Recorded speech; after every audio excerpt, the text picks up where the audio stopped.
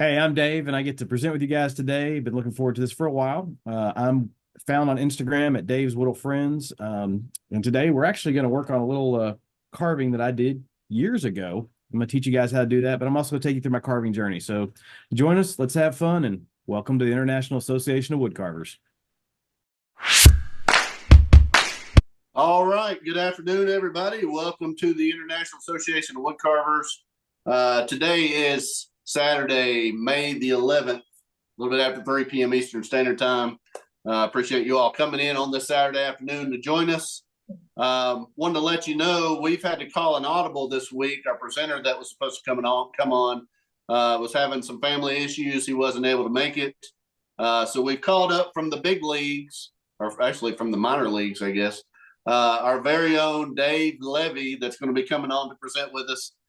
Dave's kind of my right-hand man. He does all the video editing for us, a lot of the behind-the-scenes stuff, and look forward to having Dave come in. I've talked to him a lot about trying to come on and present, so I'm glad he's taking the leap of faith and coming in today. So he's going to be welcoming questions. Anybody who wants to come on and ask Dave a question, feel free to unmute and do that when he comes on. Before we get started, there's a few things I wanted to tell you about. Right before this meeting, Dave, myself, and Ashton Brown of Badger State Blades had a meeting, and we're going to do a fundraiser. And the fundraiser is going to benefit Rich and Holly Smithson of Levee Knives. Again, Ashton is the owner of Badger State Blades. It's pretty nice to think about a community that we participate in, where one competitor goes out and helps the other competitor. And I hate to think that tool makers are competing for business, but Ashton stepped in. She said, "Hey, we need to do something for Rich and Holly." We've put together an idea to do a auction. We're going to accept donations. Those donations are going to be put out on eBay. All the proceeds that we get from those auctions are going to go to benefit Rich and Holly. I talked to Holly the other day on the phone. I think it was Tuesday. She's in good spirits. She wants everyone to know that she's doing well. She's getting ready to finish all of her chemo and radiation for now. Then she'll have to wait 3 months. They'll go back in and do a scan in August, and then they'll decide if she needs more chemo and radiation. And also they'll be talking to a surgeon. So if you would keep her in your thoughts and prayers. I want to let you all know we're going to accept donations for that auction through July, and we're going to do the auction at the end of August. So August the 25th through September 1st is around the dates that we'll be doing that auction. We'll announce that to everybody, put it out on social media, make sure everybody's aware of it, keep it in front of everybody until it's time to do the auction. I'll give you details on there also about how to donate items. So there'll be a lot more information to come on that. But again, Badger State Blades, if you're looking for a quality tool, if you're looking for a great knife, make sure you go out and look at their website, contact Ashton, see what she can do to help you. They make great tools, great carving knives. And it's a joy to partnership with them to do this fundraiser for Levee. So I just want to go ahead and announce that up front. As far as today, and speaking of Levee, we're also going to be doing a knife auction today live in meeting. That auction is going to go to benefit the International Association of Woodcarvers. Now, I know Rich and Holly are only filling orders that they've taken in the past as far as knives. They're not making any to sell, so to speak, so they're kind of on a limited basis at this point.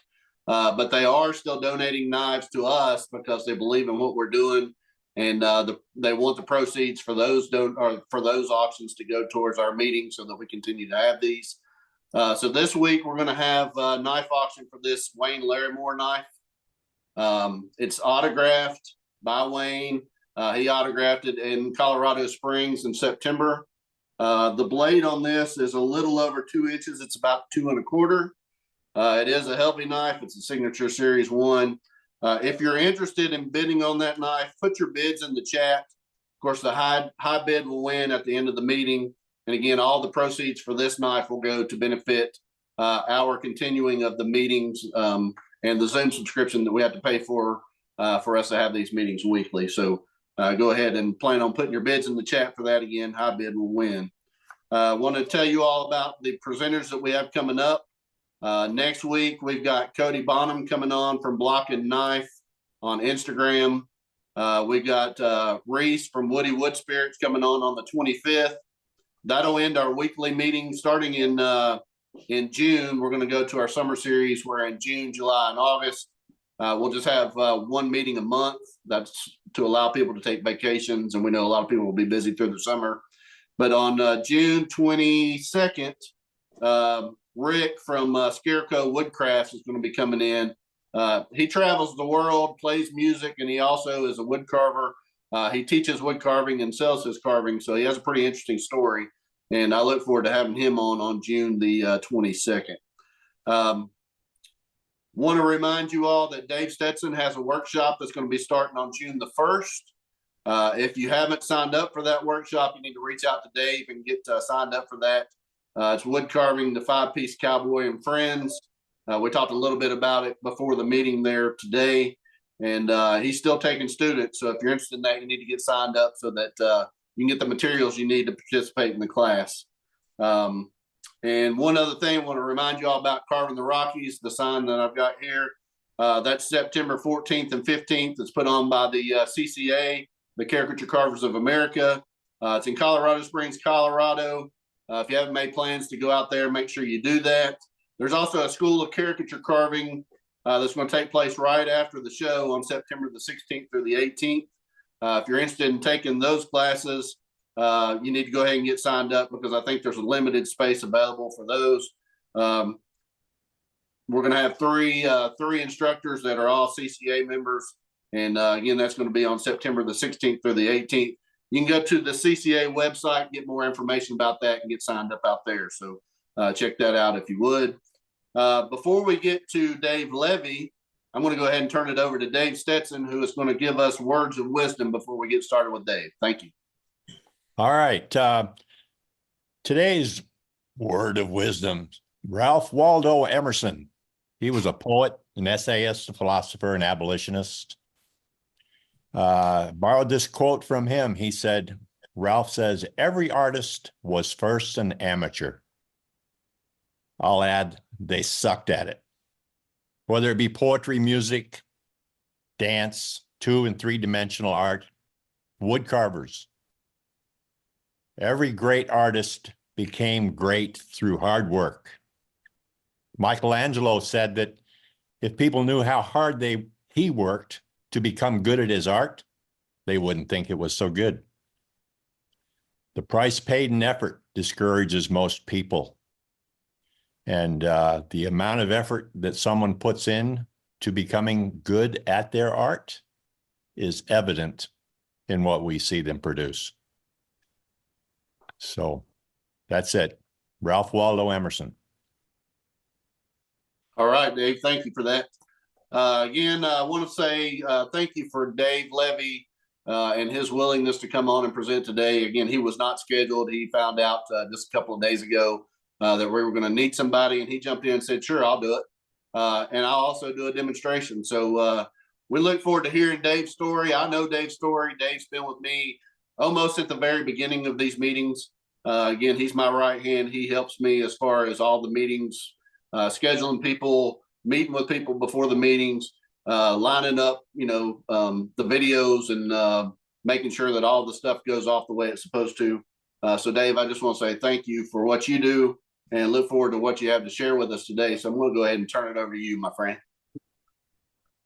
All right. Well, we'll get started. Feel good for all the nice, positive thoughts, and Stetson's words of wisdom really hits home because, man, once you start to see the first things I've done, whew, yeah, I have room to go and room to grow and continue that on. But anyway, talk a little bit about my carving journey. I didn't realize, but 2003, it was the first Santa carving I ever did. Now, before 2003, back in 1999, I tried to carve a little race car. I ended up carving more of my hand than I did of the race car. I quit right then, realizing that I needed to go to the hospital, but it was 2 a.m. and I didn't want to go. So I taped my hand up with athletic tape and I went on with life. Got married. My wife is a beautiful woman, and I'm happy that she allows me to carve as much as I want. And I make a mess at times, and she doesn't, well, she complains, but that's okay. But she had a grandfather who always carved Santa. And every year for Christmas, he would carve each family a similar Santa and give that to them. And I really liked that tradition. And so when we got married, I was like, you know what? I'm going to try to carve something. And so I grabbed a knife and a block of wood and I started searching the internet. And even back in 2003, there was stuff about carving in the internet. And I found this pattern. There's actually a step-by-step book that I printed out to do this carving. Now, all these years later, I have no idea who the person was who put that book out, who did the carving. I noticed a lot of similarities in this carving to things that have been done and produced and put in Woodcarving Illustrated. If any of you guys know, you might immediately say, oh yeah, that was so-and-so, and this is what they did. Let me know so I can give them credit. You know, and if it was one of you that's on here, let me know so I can give you credit. But with that part being said, I'm going to go ahead and start showing you guys some of the stuff I've done. This 2003, I found this design. And I'll say, if you guys know who the person is who designed this, please let me know. But it's a simple Santa. He has a sweep in the back of the hood here, and then underneath the rear end, there's another little sweep here. And looks like a Tom Wolfe. Is it Tom Wolfe? I think so. Okay, we'll just say it was Tom Wolfe. Sure. So I saw this. I printed the book out and I thought, oh, I'm going to follow this step by step. So I started following every little bit of this step by step to create this carving. Just this camera house set. And I thought, that's cool. Well, we're going to learn how to do this one really quickly because it's a very quick carving. This one here took me probably 8 hours to carve the first time I did, but it was the first time I ever carved anything. So that's what I was trying to learn doing. So we will do that. But if you notice, I took a little bit of a break. I stopped carving until 2019. You can do the math, 2003 to 2019, and you can see the difference from 2003 to 2019. A little bit of a change. I started learning how to do some eyes a little bit better. Started learning, different styles of eyes. Learning the fact that, you know what? Yes, this is still a square block, and it still looks like a square block, but I started learning how to do a little bit around it. I started learning how to get that done and try to do some different things with that. From there, I figured, you know what? It is time to start taking some classes and learning stuff. One of the first classes that I took was a class by one of our gentlemen who's in here. You guys all know who he is, so I won't even say his name, but he does a lot for us. And I started taking a male bust class with him. And so I started learning, man, that camera's really fuzzy. I don't know why it's that fuzzy. Sorry, guys. I started learning how to do the male bust. So I started learning how to carve a little bit of facial features. Started learning how to make things look, I don't know, like something that was a face. I learned a lot about proportioning. I learned a lot about how eyes go, how things happen. And from there, I started learning a little bit more of how to make it look a little bit better. I love how bad this camera's coming out. Oh, well, learned how to make it look a little bit better, give a nice little pleasant smile, and starting to become a better artist in what I was doing. So over the years of learning and taking classes from different instructors, I started learning how to tilt some heads, same pattern, Dwayne Gosnell's pattern actually, but started learning how to tilt some heads, move some things, even dove into something I thought I would never do and took a Bob Hershey class. No, not that I would ever take a Bob Hershey class, but started carving some animals. I took his raccoon class a couple years ago and learned a ton about burning, about how painting goes, just really learned just a lot on the modeling and structure of the animal, which is really cool. And even the fact that I could hide a candy cane around his back, like, it was designed to do. So I've taken a couple of Bob's classes as well and learned a lot of different things from each of the classes I've taken. And one of the big things to know is through a class, you always pull one thing out.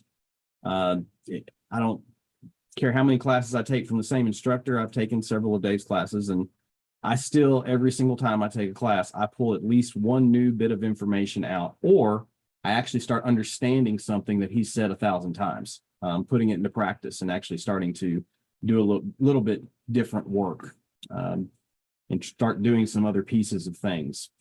Carved this guy up the other day, just sitting out in the backyard, and just grabbed a block of wood and just started having fun and turned him into a little bottle topper. Just because I could. Made him a friend because everybody needs to have a friend. And, you can still notice that I've got a long way to go. I mean, my heads are still kind of square. Yes, this guy has some temples that have gone in, but I've still got a lot of experimenting to do to create and continue creating the art that I do. So after taking these classes, I started learning lots of little fun things. The CCA, I've always wanted to do a competition, so I went out to Colorado this last year. So I'm gonna give a plug for the CCA. And CCA plug here, this was my ugly cowboy from last year. For any of you guys who are out there, I know this guy's not the ugliest, but I tried to get as ugly as I could. His face, it's an older face, got some more of a mustache, some bigger ears. He has no neck. This guy's actually name is No Neck Ned. Neck Ned is actually hunched over. I actually designed this out of clay before I started carving it. So I did the clay design, and then I came back and drew my pattern out and then cut it out and then created it in wood, which was really neat because I got to hold on to the clay and actually look at it as a go by as I was carving this. So learning a little bit every time, a little bit something different from every class I go into. So then launched into probably an obsession and a passion that I have discovered. As a male, I like females. I tell my wife all the time she's beautiful, and I love every bit of the time I get to spend with her. But I wanted to learn how to carve them, not carve them up in a sick way because that sounds kind of gross. So I took my own attempts at first, which very ugly, and all they have are red lips. And it was not the best thing in the world. So at this point, I was taking classes, and I hadn't really learned much about the female form. So between the time that I started trying to learn on the female form, I actually had a local library that asked me to come teach. And I was like, I do not know anything to be able to teach. What do I need to do? So I had to start thinking simply. So I'm thinking about this. I'm thinking, okay, I can try to carve that, but that's too complicated for somebody to carve in 2 hours, especially in a brand new carver. So I said, I'll make it a lot easier. I'm just going to start carving something like this, which you're like, oh, wait, 2 hours. Well, yeah, he has no eyes. So I didn't have to worry about carving any eyes. I could carve a hat. That's not a big deal. Let's throw that there. He has 4-leaf clover, which I made it optional if they wanted to carve a 4-leaf clover, at least see how to learn how to do that. How to put his hand up in the air, so it had a little bit more motion and movement to it. But I went and taught this class down the local library, and of course I turned in a bottle topper because my wife she likes to have bottle toppers because she puts candy in these. Well, this was a Patron bottle, but she puts candy in different jars, and she'll put it on her desk at work, and her friends will come by and they'll take M&Ms and all that kind of stuff out of that.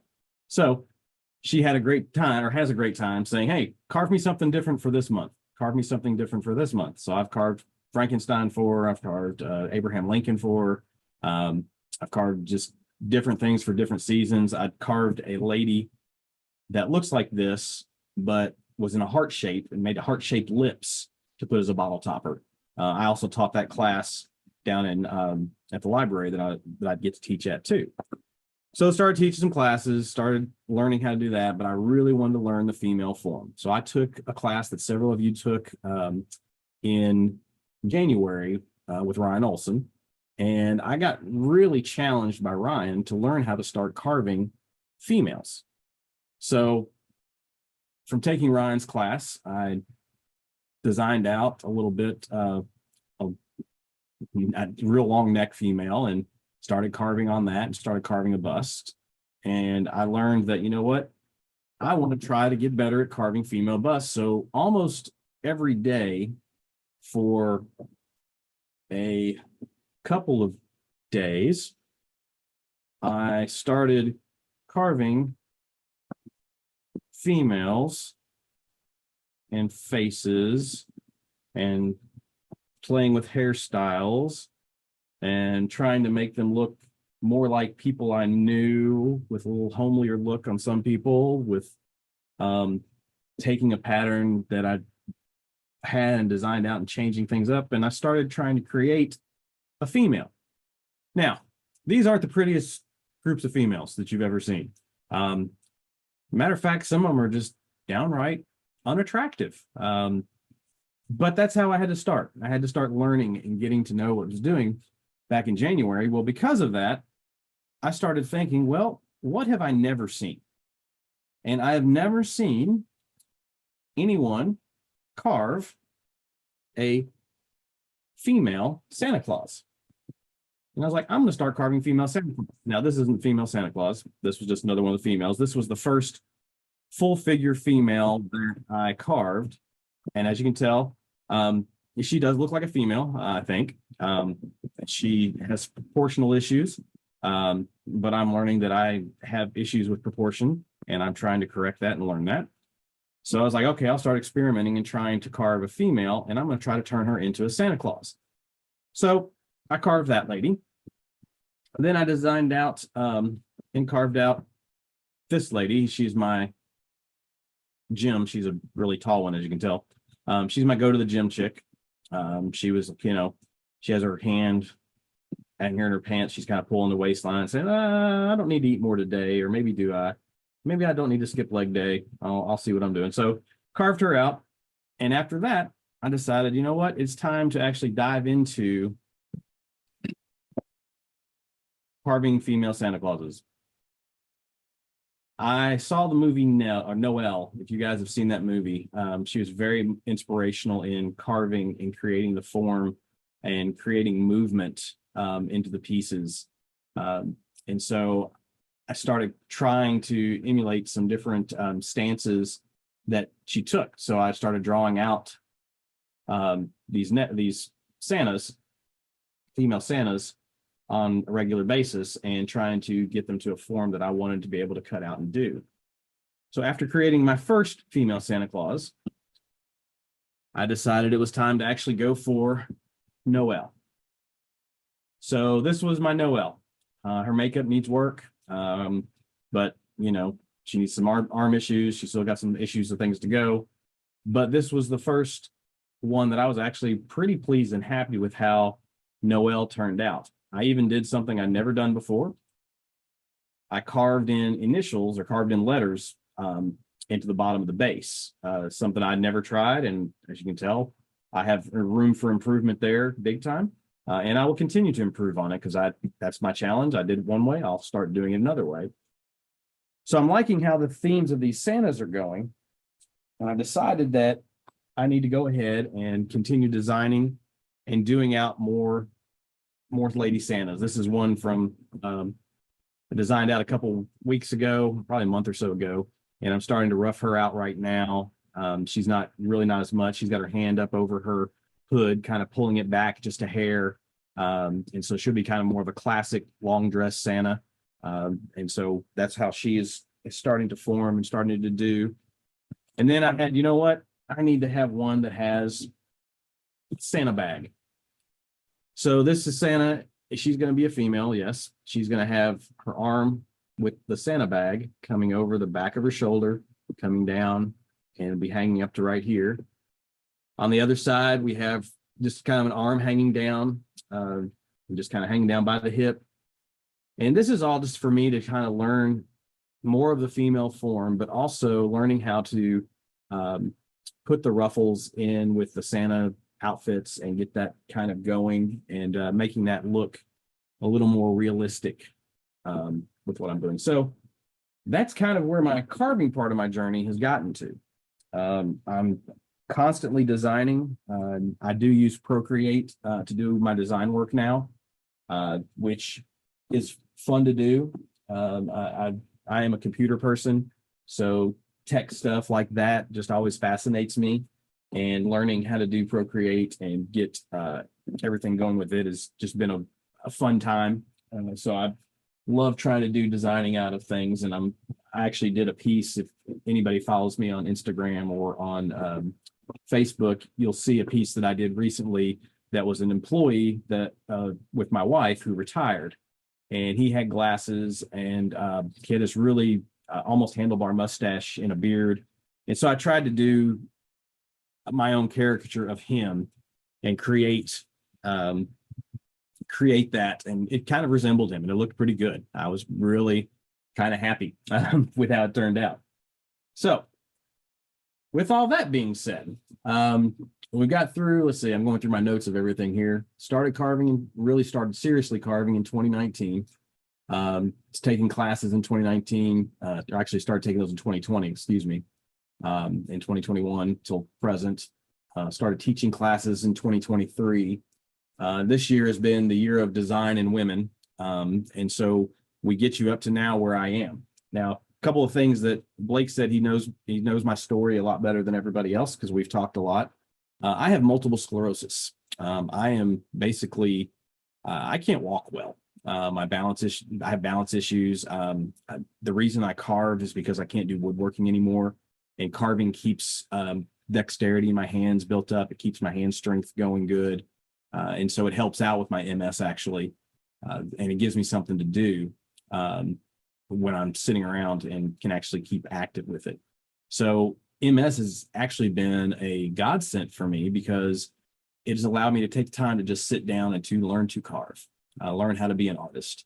I do on average, I'll carve about 10 hours a day.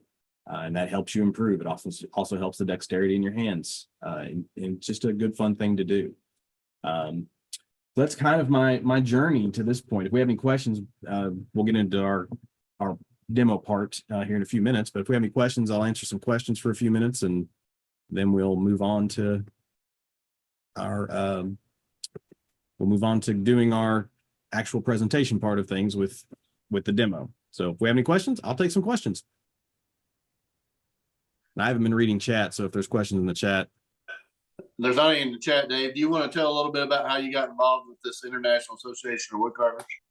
What's that? Yeah. Oh yeah. So back when the pandemic hit, I started searching around everywhere to find information on carving. I wanted to learn how to carve, and actually, man, I was so I was like, oh, I want to do this. And I want to be the best I can ever be at any of this. And so I actually reached out to CCA guys. I don't even know who I talked to. I need to go back through some emails and find out who I spoke with. But I was talking to one of the guys in CCA, and they were kind of telling me about it. And I was like, oh, that's kind of cool. That's a neat thing. So I started looking at a lot of the CCA members' work. That's great. Well, it led me to finding the International Association of Woodcarvers. Blake and Tom had just started. I think I got in on the second week, maybe the third week of the Zoom classes, and started getting to know Blake and Tom through that and saying hey to them. And Blake, he reached out to me one day and he was like, hey, would you mind, can we chat for a little bit? And so we got on a Zoom call and we talked for a little while, and I got to know Blake, got to hear his heart and his journey in carving, which was fascinating to me, knowing how he progressed with things, and he kind of saw where I was coming from, and you know how I'd always kind of been an artist. It had been in furniture, it had been in doing stuff with my youth. I was a youth pastor for 21 years. I've been in the ministry for almost 31 years now. And, you know, I'd always done stuff with my students and had brought them and taught them how to do woodworking projects. And Blake kind of started showing me the Santa Clauses and how to do those off a corner. And I was like, oh, that's kind of cool. He was watching some of the things I was putting on Facebook, I believe at the time, or was it Instagram? Anyway, I was doing something live that I was in my garage and I would just carve, and he kind of saw all the imperfections, the things I was doing incorrectly, and wanting to kind of help and reach out. And he saw a desire for me to want to do that. And so he gave me a little bit of assistance in there. Because of that, I always told them, Tom and Blake, hey, whatever you need me to do, I can help you guys out with. I can do computer stuff. My full-time job now is I'm a computer guy. I monitor things and know computer systems, and I work in editing and can do all that kind of stuff. So I was like, I'll do whatever. And so they found a need. Tom and Blake were getting overwhelmed with, not overwhelmed, but just had a lot of stuff going on with International Association of Woodcarvers. And I'm like, hey, do you want to join us so we can take this to the next level? Do you want to help us out? Because we're two guys and, just about as far as we can, as we're stretched with our jobs. And I think they knew the fact that I had a job that I just sat here and didn't do much. So they realized, hey, we could utilize him. So I got involved. Blake and Tom asked me to be a part and hang out and do what I'm doing with you guys now. And it's a pleasure because I've gotten to meet some of the coolest people. I'm looking through, I have my monitor here and I'm looking through the gallery view, and I'm looking through a lot of you guys who I've got to personally meet or personally talk to in different places and different times. And I don't see a group of just blank faces. Yeah, some of you are sleeping, but no, I don't see just a group of blank faces, but I see friends. I see people that have not just invested in me as a carver, but invested in friendship.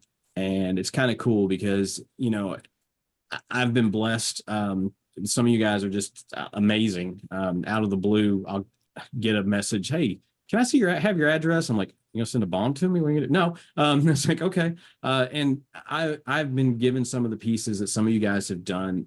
That's amazing. I sit and look at them and study them all the time.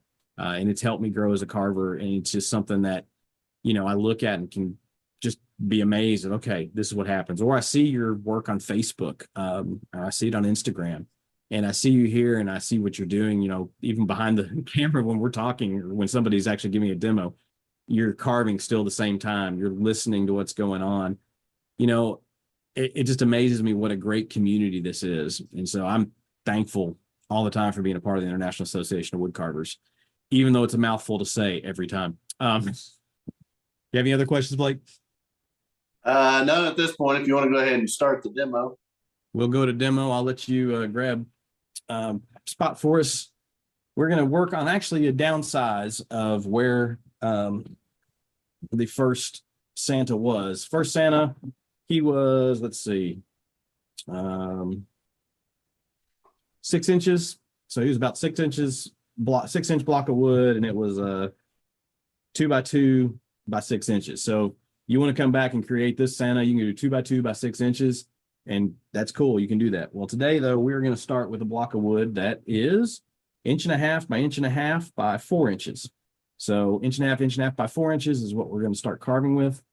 I've gone ahead and marked this one up. This is the one I carved yesterday just to remind me that I could actually carve, and you see how bad it is. But did this in about 30 minutes. And so we're going to squeeze this in about that amount of time today.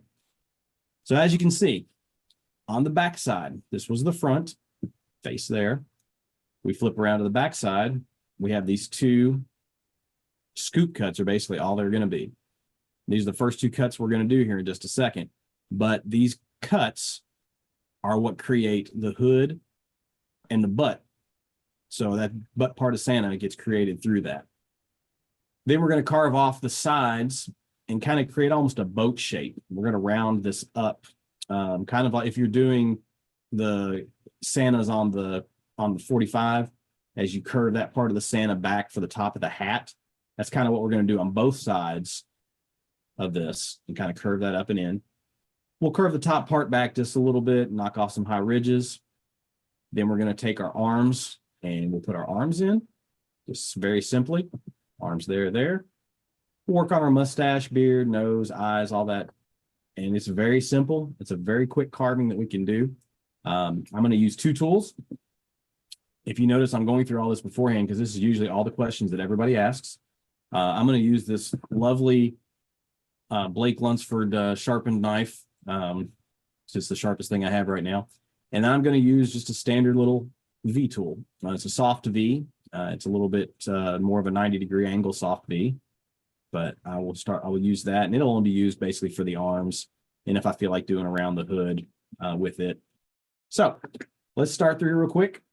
We're going to come in the back we're going to begin by scooping in the top of the hat, coming from both sides. And scoop right around in there. This is where I started learning about wood grain, starting to do these cuts, because you're going to get to a certain spot here in a second. And we're going to get to where you're scooping back up and the wood grain's changing and wanting to break. And so I have to go back down the other way and scoop back down a little bit. Sometimes you get left with some fuzzies in the middle here, and you can take care of those a couple ways. If you have a really sharp knife, you can just sweep through and cut, and then come back the other way and just keep going back and forth until you get that hunk of wood out of there. Or you can simply take a third tool, which I said we're only using two, so I'm not going to grab it out. You could take a gouge, and you could just run a gouge right across this back area to clean that up pretty quickly. I'm not going to run that gouge through there now, but you can do that. I'm just sticking with the two tools because that's what I said we're going to do. Then we'll go down and we'll take the back part coming up to the rear end. Take the rear end out. Well, you know, not take the rear end out, but you'll cut it so we have the rear end. And again, we're back at that spot where, so you can see that little hang up there. I could take a number 3 gouge and just sweep that through there and clean that up, no problem at all. I'm just going to leave it for right now because we're going to come up to our side of our head and we're going to start rounding this over, kind of making like the hull of a boat, the very front of a boat, the bow, I guess it's called. I don't know. I'm not a boat guy. If anybody's a boat person, they want to tell me what that is, they can tell me what it is, and that's fine. If you don't know what it is, then don't tell me. Hey, Dave, there's a question in the chat I wanted to bring to your attention. Somebody wanted to know, since you're a computer guy, why you didn't use a filter to make yourself look better. That's called impossible because you can't make gorgeous look better. Good response. Yeah, you know, that's all I could do right from the top of my head. So, you know, that's probably what Bruce or let's see, who I'm gonna give Bruce the credit on that one. Probably, you know, maybe it wasn't, but or it might have just been you making it up, Blake. No, it's in the chat if you want to check it out later. Oh, I will. I'm sure I'll have time here in a little bit. Hey, All and right. I just want to point out how nice that knife's cutting. That you have It right is, there. especially after I finally sharpened it. Finally learned how to sharpen, so it's cutting well. There you go. It was cutting good when I first got it too, so I've been surprised. If I show you some of the other knives I have from me trying to learn to sharpen, you guys would be like, you have no metal left on that knife. That was a 2-inch blade, and you have and the thickness of it was maybe 3/4 of an inch, and you might have a 1/4 of an inch left on it. Because I didn't know how to sharpen until about 6 months ago. And actually probably less than 6 months, maybe 5 or 4 months ago. But we learn new things all the time as we carve. All right, so we're starting to create that little boat thing in there. I'm not where I want to be yet, but I'm starting to get the size coming in through there. I'm creating that rounding over into it. So basically we're making the top of the hat, or the top of the hood, excuse me.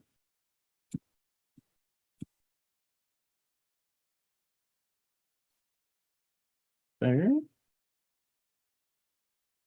Now, when you start seeing me use the V tool here in a few minutes, you're going to see how funky I hold a V tool. I was never taught the proper way to hold a V tool, which is fine because the way I do it is actually safer for me and it keeps it from gouging into my wrist or gouging me in any way at all. So after we get our tops done, we'll do some more work up here later, but we're going here right now. We're going to take a little bit off the front, not a ton, just take a little bit out.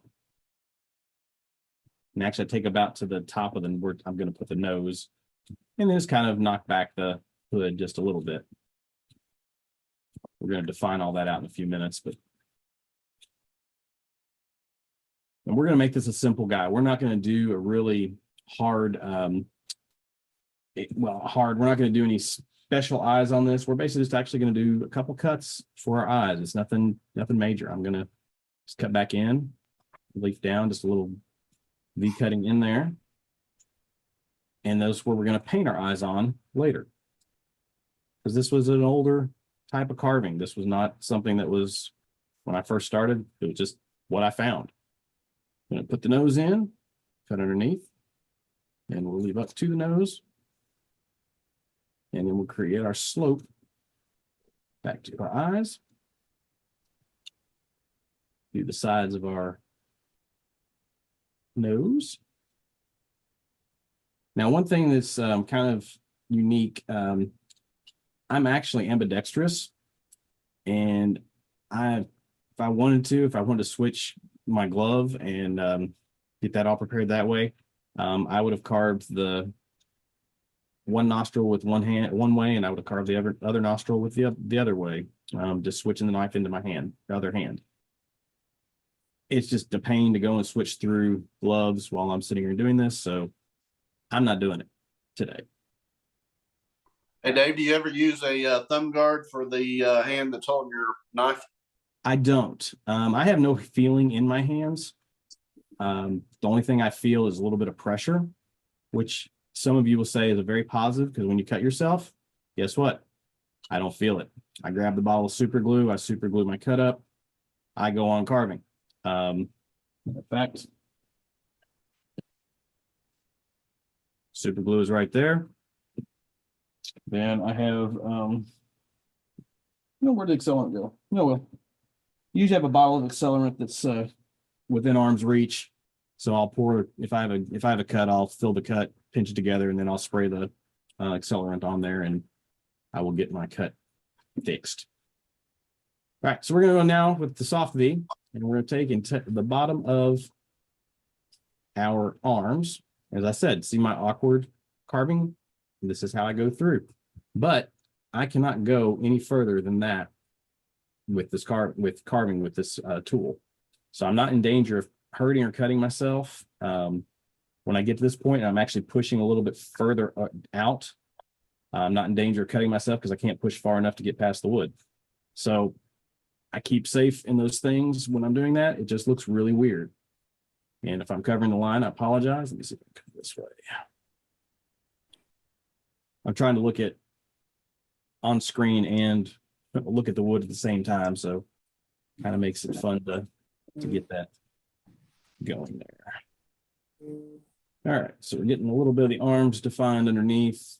We'll actually take from where the arm goes and meets here. We'll come back a little bit towards our rear end, and we'll do that on both sides as well. Hey, Dave, what is your sharpening technique for your knife? Somebody asked if it was just stropping it, or if you're using, say, a stone or a motor-driven knife sharpener. I start with a diamond stone. I've got a 400, 1200, or 4,000, 400 to 400, 1200. What's that sucker? It's right here. Let's see. I have this diamond stone from 10-inch diamond stone, 400, 1200 grit. I'll start on the 400 side, depending on how much metal I have to take off. Because most of the times now I don't need to have the 400 all. I just go straight to the 1200 to get that edge back that I need to have after it rounds over a little bit. But once I get it nice and sharp, like this is right now, I will just use a strop, and I have a compound that I use that is so you guys can read this. Fabuluster. There we go. There's the full name. I use this on my strop, and it's working really well. I had this suggested to me by one of my carving guys I'm in carving club with, and it works very nicely. I've used the iron oxide, the white, and I've had some good success with it as well.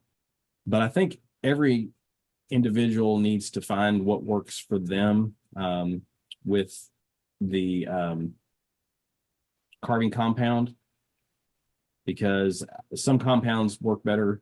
It seems like for different people, some compounds work better. I don't know why I say that, but it's just I found out because there's a white compound that a buddy of mine has in our carving club, and he gave me a little bit of it, and it does a really, really good job. Well, then I found this gold that I've been using, and the Fabuluster, and it works really well too. So I kind of jump back and forth depending on which I have a piece of in front of me at the time. So now we're going to start relieving right underneath the arm. And this is going to also start creating part of the base. If you notice, we have the back of the rear end here. It has that little bit of a scoop. We're kind of getting that little bit more of a roundedness that we're going to be taking up into our arm, just to kind of round the wood just a little bit. Yes, I'm taking part of the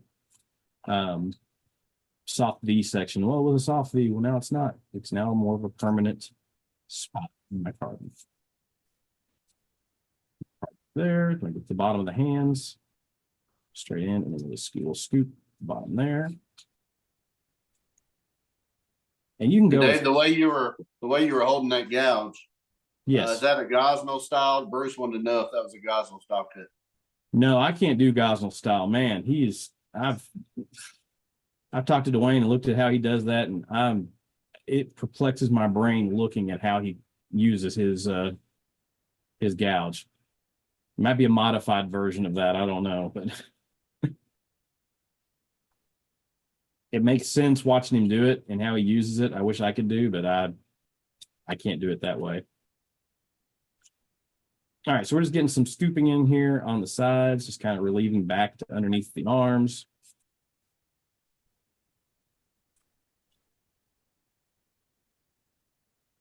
And you can go as fancy and round as you want to get up in there. I mean, it's just all starting to make him look like he's the Santa this way.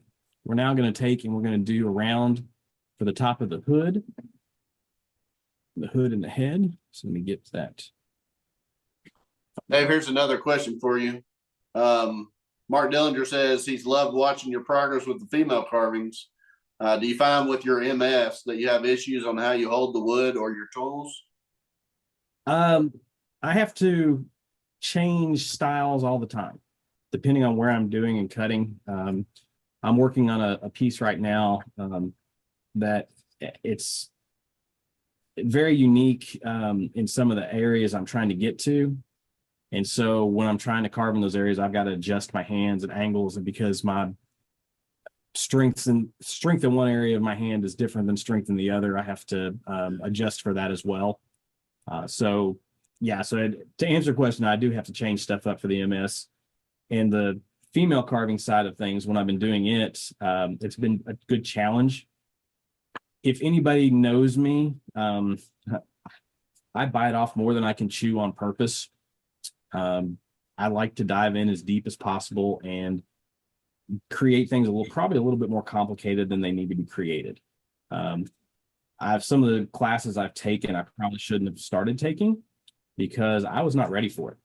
I wasn't advanced enough in my carving skills, but I decided that I wanted to challenge myself in every bit of what I was doing, and tried to learn how to do that. I took a hands class and learning how to carve hands. And so when I was taking that class, Stetson actually taught it. I took a challenge that Dave had of carving a different hand form every day to learn how to do it. Now, it took me 2 days to carve the different hands, but I spent about 2 weeks carving hands, and that's all I did. I carved one with a baseball in it. I had one of my youth at our church. He was a pitcher, and I had him show me how he did certain pitches. And so when he showed me how he did those certain pitches, I took pictures and I started modeling what I was doing. I'm just creating the mustache coming up here, cheek and mustache going in. And so I started just studying those photos and studying the natural position and then putting it into the carving, which actually has helped me out tremendously in some of the carvings that I'm working on here recently, because I'm working on where the hand positions are for the carvings that I'm doing. And so like with Miss Sassy Pants here, with the way her hand is here. I just kind of wanted that little nonchalant little, I've got the hand up in the air, kind of steadying off something off to the side. Like, oh, okay. And so I had to learn how to get those fingers curved down. And because of the classes I've taken, I've been able to at least get close to what it should look like. And I've also studied my own hands for that. So I do have to adapt because of the MS and what I'm learning, but I'm finding that it's getting easier the more I challenge myself. Okay, so we have, I don't know why I turned it upside down. We have a basic Santa here. Yeah, it's blocky. Yeah, it's not, there's not a lot of features in here.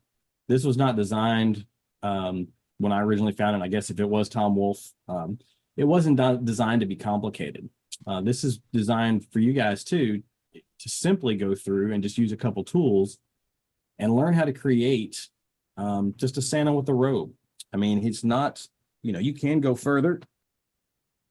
You can start with something as simple as what he ended up being, and you can go and adding your own flair to it, adding what you like. If you like cartoon style eyes, you can add that. If you like doing realistic eyes, you could do that and put that in here too. But this Santa is really kind of designed to allow you to meet your expectations of what you want to do or where you are carving, where you're learning. Now, I know this is not the prettiest Santa. This has probably not been the greatest demo of anything, but it kind of gives you a basis of where to start and where to go. If I had another hour or two, I could go in and I could put realistic eyes in there. I could put in the cartoon eyes. I could change up the nose. I could put in the detail when it comes down into the beard. But that's not what I really wanted to show and teach, because most of you guys can do those things. You can do them well. And yes, it's nice to see how other people do those things to learn. But I am not at the spot where I'm going to be teaching much more than you've probably already seen and learned. And hopefully I've encouraged you enough to realize that, you know what, if that dude with MS can go and do this stuff and his hands are working, I can do it too. I can figure it out. I can get things going and I can make things happen. So I hope it's encouraging to you guys. Yeah. Not the most complex thing, but you know, day or two to prepare. Hey, here we go.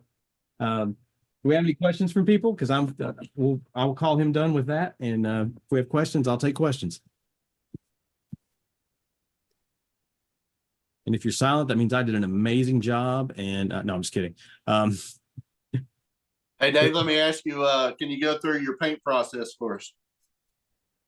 I could, but it's impossible. No, I'm just kidding. Sure, we can talk about painting real quick.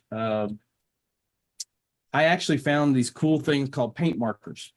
If you guys have never heard of them, let me grab it out here. As you can tell, all my stuff is very close to where I am. It's very compact. And I can reach and grab most everything because I'm good at piling stuff up. So here are the paint markers that I found. These paint markers are acrylic paints. They're not meant to do like this one was done with the paint markers. And so I carve, you can tell it's not as water-based of a painting. Thank you, Blake. It's not as water-based of a tone as you get as if you mix water into your acrylics. This one as well. I did these guys really quick just to kind of see how the acrylic paint would do on the guys. Just wanted to kind of see what would happen with it. And I kind of like the effect that it gives. So I'll use this on some pieces, but most of the time I'm actually watering down my paints quite a bit. I like to do a lot of washes when I'm painting. I like to have, I'm looking for the one page on here that shows what all this stuff is. It's disappeared. Oh, it's right here. Duh. I like to use watered down stuff. I'll leave this right here if you guys want to. I got this off of Amazon. It was like $30, I think, $29, $30 for all these paint markers.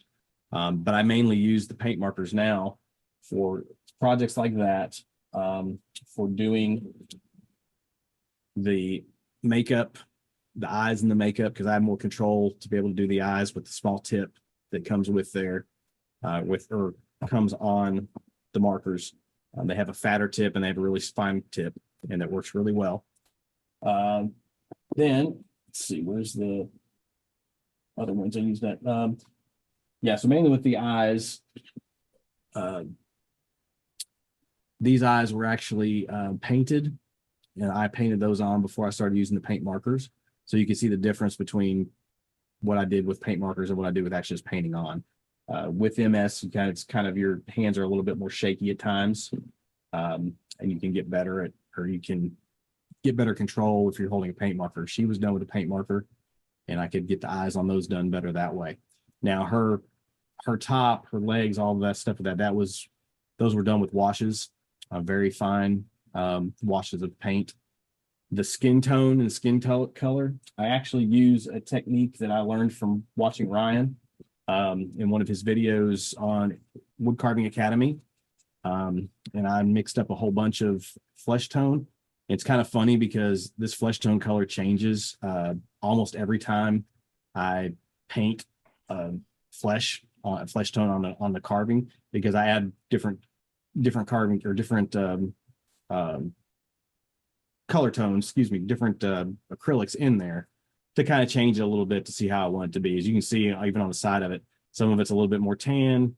This was just different iterations of how it's gone through. A little bit more red because I started doing a little of a sunburn type thing on one of the ladies I was painting the flesh tones on. So it's changed up, but it was just literally water and acrylic put together and shaken up, and I just keep using it. So that's kind of my paint technique. I do finish off with the matte finish, the Deft, I believe it is. I do take the matte finish and finish off everything with that, and work through my pieces by finishing it that way. I have learned a lot of my paintings technique and style from Dave. Stetson is, I started following his Santa carving stuff and how much he has done with shadowing and shading. And then when I got into Ryan's classes, taking some not criticism, but some critique from Olson on the painting styles of not shadowing everything the way I was doing with Dave's stuff. So it kind of helps you grow in what pieces that you're doing, how you're doing the shading, how you're doing your shadows, and stuff you're working on. So that answer your question? I like these brushes. That's probably a good thing too.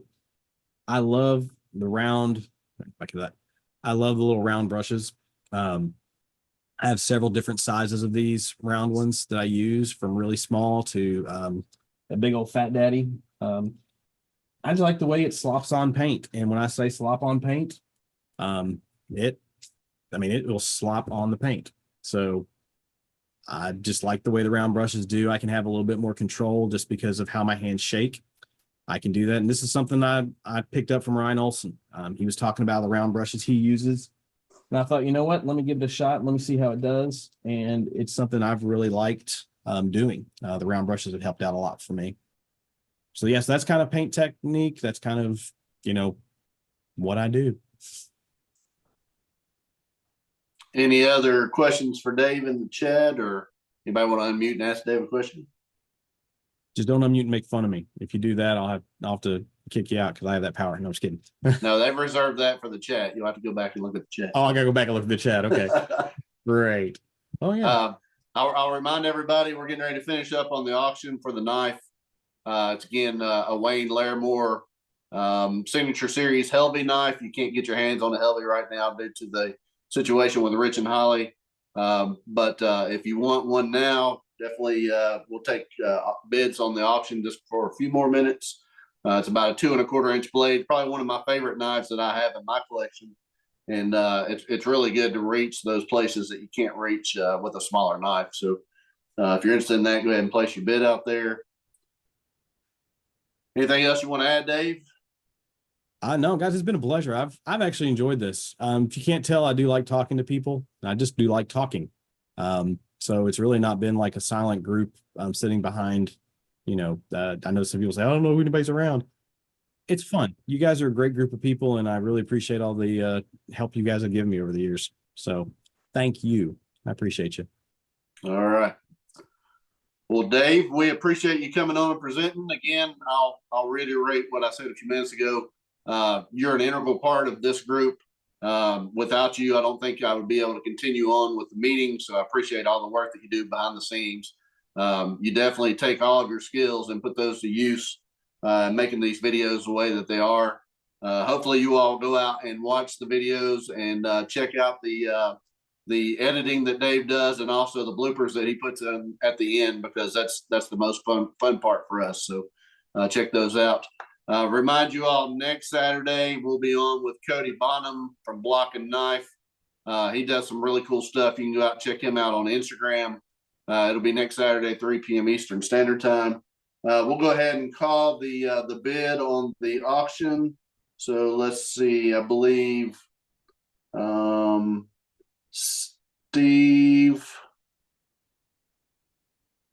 having to rewind. Yeah, Steve A, if you'll stay in the chat as the meeting's over, you're the winning bidder, and we'll get your information so that we can get that out to you. Just want to thank you all for coming on to the International Association of Woodcarvers. We try to encourage carvers to continue carving, get out there, go to some of the local shows and stuff, support those guys, and join us back here next Saturday, 3 p.m. Eastern Standard Time. Thank you all for joining us with the International Association of Woodcarvers.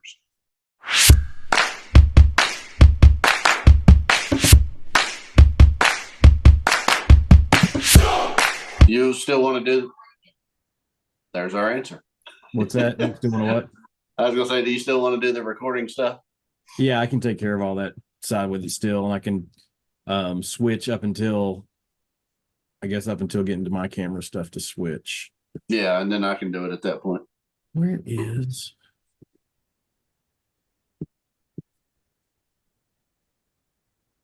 Oh, that's really weird how that changed.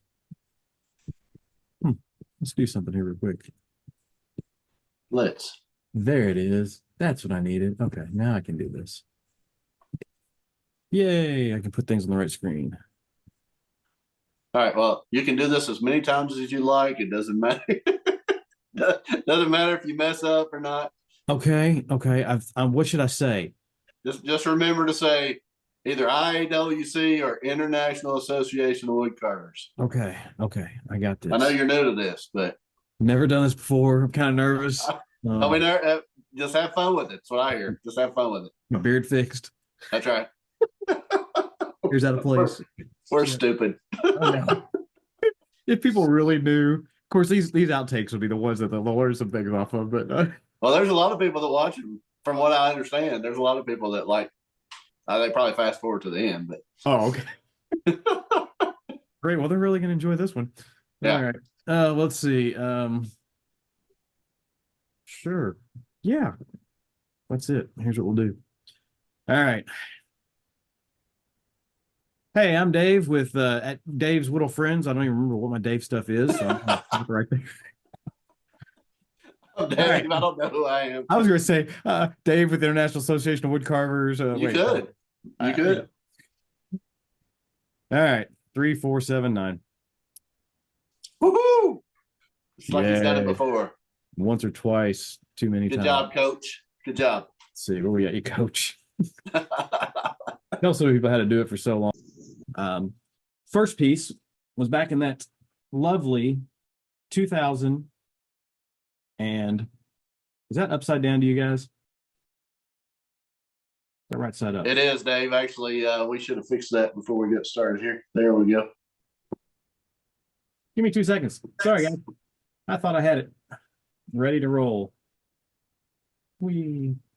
So, as I was saying, in 2003, which seems like just a week ago, I started carving some fun things and losing the power on my phone. Oh. Blake, go ahead and take over for half a second. I'm going to get my phone booted back up. All right. Remind you all of the CCA Carving the Rockies, September 14th and 15th. Also, Badger State Blades, Ashton Brown, she makes knives. She's also making some gouges now. I'll go ahead and show you this. This is a number 3 gouge, super sharp. These are some of the line of the gouges that she's going to be making coming up. I think she's going to be doing all the sweeps, but I'm not sure if she's ready to make all those yet. Maybe Ashton can chime in on where she is as far as that process. But again, knife maker, she's going to be going around to some of the other shows in throughout the United States. I know she's getting ready to go out to Utah, and we'll be selling tools out there. So if you haven't looked them up, make sure you check out Badger State Blades and Ashton Brown. And I'm letting Dave back in now.